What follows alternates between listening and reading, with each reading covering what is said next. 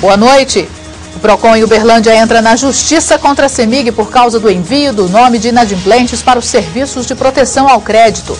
A legislação ambiental em discussão. No Fórum Ambiental realizado em Uberaba, o setor quer mudanças na legislação. E também Campeonato Mineiro, trabalho e conversa no Ituiutaba e no Guarani. E com a derrota no Clássico do Triângulo, Uberlândia troca de técnico. Veja agora no MGTV.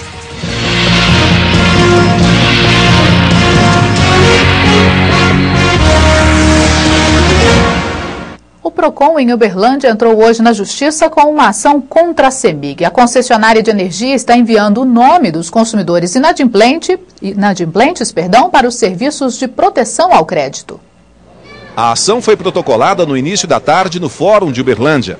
Para o PROCON cortar o fornecimento dos inadimplentes e ainda registrar o nome dos usuários dos serviços de proteção ao crédito, como Serasa e SPC, é ilegal. Enquanto concessionária de serviço público, a CEMIG só poderia promover com a negativação dos consumidores inadimplentes se a lei expressamente autorizasse esse procedimento. No caso, a lei não autoriza que a CEMIG proceda com a negativação, razão pela qual o PROCON a considera ilegal. A direção do órgão quer que a determinação da CEMIG, que entrou em vigor na semana passada, seja suspensa imediatamente. O PROCON pediu uma liminar, que pode ou não ser deferida pelos juízes competentes, para que a CEMIG se abstenha de imediato de encaminhar os nomes aos cadastros de inadimplentes. Contudo, aquelas pessoas que se sentirem prejudicadas poderão ajuizar ações próprias ou até mesmo procurar o PROCON para que tenham a sua imagem recuperada e para que sejam indenizadas diante de eventuais prejuízos. A quantidade de inadimplentes é grande. Segundo a Federação do Comércio de Minas, de cada 3 contas atrasadas no estado, uma é por falta de pagamento. A CEMIG tem cerca de 6,5 milhões de clientes. Por mês, mais de 162 mil usuários têm energia cortada. Até a última sexta-feira, o consumidor que deixasse de pagar uma conta recebia, no mês seguinte, o aviso de corte. Quem não pagasse tinha o fornecimento interrompido em 15 dias. Agora, quem não efetuar o pagamento vai receber um comunicado do SPC ou do Serasa e terá 10 dias para regularizar a situação. A neta de Dona Ambrosina atrasou o pagamento e teve a energia elétrica da residência cortada. Eu fiquei preocupada mais pelo nome dela e pelo SPC do que comigo. Mas a conta estava mesmo no nome do avô. Ele já faleceu, já tem 24 anos, né? Agora que eu estou passando pelo nome, aí eu não sei de como que ia ficar. Segundo a assessoria de imprensa da CEMIG, a concessionária só vai se pronunciar depois que tiver conhecimento do conteúdo da ação. As listas de material escolar são motivo de preocupação para os pais no início do ano letivo. Em Divinópolis, além de lápis, cadernos e livros, algumas escolas da rede pública estão pedindo copos descartáveis e até material de higiene. Em casa, Laura e Alexandra conferem o material escolar. As irmãs estão empolgadas com as mochilas e os cadernos novos, mas a lista ainda não está completa. O que faltou na sua lista? Folha branca. Guardanapo, papel higiênico, copos descartáveis. Até parece listas de compras de uma casa, mas não é não. Tudo que está aqui foi pedido para material escolar da Alexandra e da Laura. Outras exigências assustaram os pais. Na lista da mais nova, que estuda em uma escola municipal, 25 itens. Livrinho de história, massinha, 2 pacotinhos de massinha, lápis de cera, régua, tesouro, mas tudo novo. Laura faz o primeiro ano do ciclo da alfabetização em uma escola estadual. Para os 200 dias letivos, foram pedidas 1.000 folhas brancas e 500 coloridas. A conta passa de R$80. Os pais afirmam, não podem comprar o material. Uma lista grande desse jeito, tudo dobrado. 2 meninas, como que a gente vai pagar? A gente ganha salário mínimo. A superintendente regional de ensino em exercício se reuniu com os diretores da escola estadual para discutir o assunto. Para ela, não há abuso. A verba para esse tipo de recurso, que seria para os alunos, o uso da escola, ela tem que ser dividida. Então, os alunos realmente, eles contribuem com isso para estar ajudando a escola, porque o recurso é insuficiente. Vocês não encaram isso como um abuso, então? Não é um abuso. O diretor do PROCON de Araxá alerta os pais para esse tipo de situação. Se o pai sentir que ele deve estar ajudando a escola de alguma maneira, ele pode estar fazendo, mas com um motivo de ajuda, né, e não como obrigação. Na cidade, a Secretaria Municipal de Ensino quer ajudar as escolas com os materiais que faltarem. Em 2010, a lista será unificada e padronizada em todas as instituições de ensino. Nós fizemos um redimensionamento dessas listas, né, para uma exigência mínima de material. A Superintendente Regional de Ensino afirmou ainda que os alunos que não têm condições não precisam levar o material completo. Ela disse também que solicitou a redução das listas nas escolas mostradas na reportagem. Representantes da Federação de Agricultura e Pecuária do Estado e sindicatos rurais participaram hoje em Uberaba do 2º Fórum de Legislação Ambiental. Um documento com as sugestões apresentadas durante o encontro será enviado a Brasília.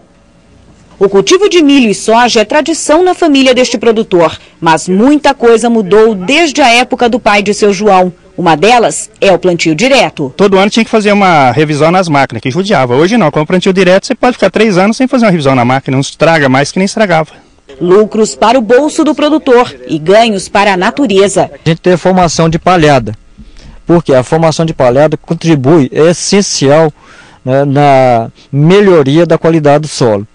Sustentabilidade. Esse é apenas um dos assuntos que se tornaram prioridade para a agricultura nacional. O setor quer conciliar o aumento da produtividade nas fazendas à preservação do meio ambiente. Mas, para isso, seriam necessárias mudanças emergenciais na legislação. Precisa acontecer já, porque não é um tratamento que vai mudar a coisa, é o sentido do convívio, da produção com o meio ambiente. Não é a penalização, o afastamento do produtor da produtividade, da produção da propriedade dele. Nós temos que ter uma alternativa em que a regra seja possível ser cumprida. 2.000 pessoas acompanharam as discussões. Para o setor, o aumento do consumo mundial de alimentos vai obrigar a ampliação da área agricultável. Estabelecer leis realmente compatíveis com o ambiente e a produção. As propostas foram entregues ao ministro da Agricultura que participou do fórum. Para ele, o Brasil já tem meios suficientes para aliar produtividade ao meio ambiente. Nós já temos crescido muito em termos de produção de grãos, sem aumentar a área de produção, ou seja, ganhando sempre por produtividade. E temos tido um crescimento extraordinário, 3,5% ao ano por produtividade. Agora, o que nós temos que tentar fazer é consolidar as áreas de produção do Centro-Sul, que já vem produzindo há muito tempo, e evitar o desmatamento de novas áreas. O deputado federal Edmar Moreira, do Democratas de Minas Gerais, renunciou aos cargos de 2º vice-presidente e corregedor da Câmara. O parlamentar é acusado de não declarar no imposto de renda um castelo avaliado em 25 milhões de reais. Agora ele ainda corre o risco de ser expulso do partido. A Executiva Nacional do Democratas marcou para amanhã uma reunião para discutir a situação política do deputado. O dia seguinte ao temporal em Uberaba, redução da criminalidade em Araxá e vigilantes de braços cruzados em Uberlândia. Veja em 1 minuto. Em Uberlândia, trabalhadores do setor de vigilância privada cruzaram os braços em protesto por aumento salarial. Eles pedem 15% de reajuste e ainda pagamento de 30% a mais de salário por periculosidade. As empresas ofereceram reajuste de 6,48%. Por causa da greve, algumas agências bancárias não tiveram expediente nesta segunda-feira. A Polícia Militar divulgou um balanço da criminalidade em Araxá em 2008. Os números mostraram queda em furtos e assaltos, mas mesmo assim a população ainda está insegura. Representantes da comunidade discutiram soluções para o problema. Uma delas é a implantação de placas proibindo o uso de capacetes em estabelecimentos comerciais. E em Uberaba, a segunda-feira foi de trabalho para os moradores atingidos pela chuva de ontem. Pedras, pedaços de calçada e asfalto ficaram espalhados pelas ruas. Numa das principais avenidas, uma cratera. Representantes da prefeitura se reuniram com moradores num dos bairros mais atingidos para definir ações que poderiam evitar novos problemas. E a semana será de temporais típicos do verão em quase todas as regiões de Minas, de acordo com o MG Tempo. Para amanhã, a previsão é de mais pancadas de chuva e trovoadas. O tempo deverá ficar nublado e com chuva no sul. No Triângulo Oeste, Centro e Zona da Mata, a previsão é de pancadas de chuva e trovoada nos períodos da tarde e noite. Nas demais regiões, sol entre nuvens, com pequena possibilidade de chuva isolada à tarde. A temperatura máxima prevista para Bom Despacho é de 25 graus. 26 em São Gotardo, 28 em Lagamar e Santa Juliana, máxima de 32 em Ipiaçu. E vejam agora os detalhes dos times depois da terceira rodada do Campeonato Mineiro. A segunda-feira foi de pouca conversa no Uberlândia. Jogadores e diretoria estavam preocupados com a queda da comissão técnica. Depois da derrota para o Uberaba, o treinador José Maria Pena e o auxiliar Eugênio Salomão colocaram os cargos à disposição. Temos 3 treinadores aí que se jogou de última hora. Nós esperamos estar fechando até hoje às 8 horas da noite, 9 horas, para que esse treinador possa vir para o Uberlândia e estar aqui amanhã de manhã. Para os jogadores, o técnico que será anunciado amanhã não deve fazer grandes mudanças no elenco. Deve continuar, né, com o que o Zé Maria estava fazendo, né?